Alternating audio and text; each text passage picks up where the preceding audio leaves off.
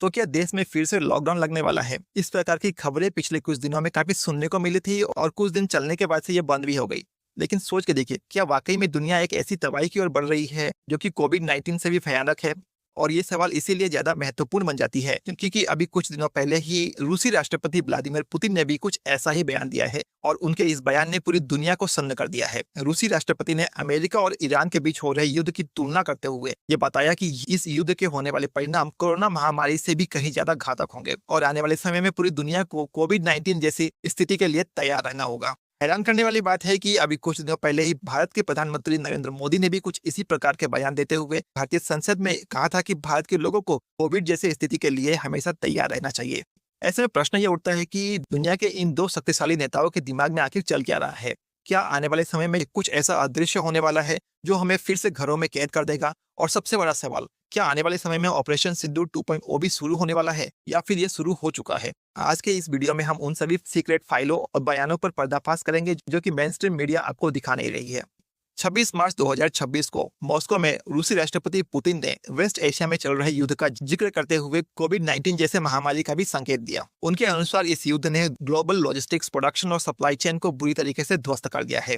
लेकिन जानकारों का यह मानना है कि पुतिन केवल अर्थव्यवस्था की बात नहीं कर रहे थे, बल्कि वो कोविड का नाम लेकर के इस ओर इशारा कर रहे हैं कि इस युद्ध के परिणाम स्वरूप वर्क फ्रॉम होम या लॉकडाउन वाली स्थिति दोबारा आ सकती है। लेकिन आखिर ये स्थिति यहाँ तक पहुंचेगी कैसे? यही सवाल सभी को सोचने के लिए मजबूर कर रही है, क्योंकि स्थिति अभी भी उस प्रकार से बिगड़ी नहीं है जिस प्रकार से नरेंद्र मोदी या फिर पुतिन बताने का प्रयास कर रहे हैं।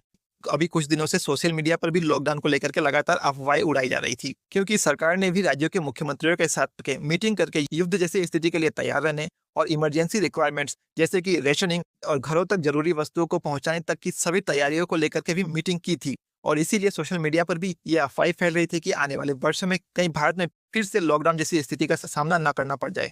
अब बात आती है सबसे डरावने हिस्से पर। सोशल मीडिया पर यह बात भी काफी तेजी से वायरल हो रही थी कि आने वाले समय में लोगों को अपने घर के खिड़की दरवाजों को बंद रखने के लिए कहा जाएगा, क्योंकि लोगों के घरों में विषैली गैसों के पहुंचने का भी खतरा हो सकता है।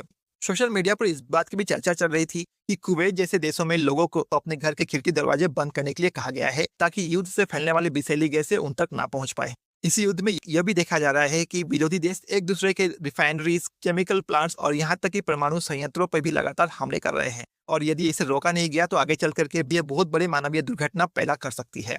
एक प्रश्न यह भी उठ रहा है कि जिस प्रकार से आज के समय में युद्ध का कौतूहल फैला हुआ है, ऐसे में यदि पाकिस्तान फिर से अपने कोई कायराना हरकत करता है तो एक बार फिर से ऑपरेशन सिंदूर 2.0 शुरू होता हुआ दिखाई देगा और अब की बार यह कॉन्फ्लिक्ट इतना घातक होगा कि हो सकता है कि इस बार कई संवेदनशील इलाकों को भी निशाना बनाया जाए। और इसीलिए आज के समय में भारतीय सरकार और भारतीय एजेंसियां काफी अलर्ट मोड पर आ चुकी हैं।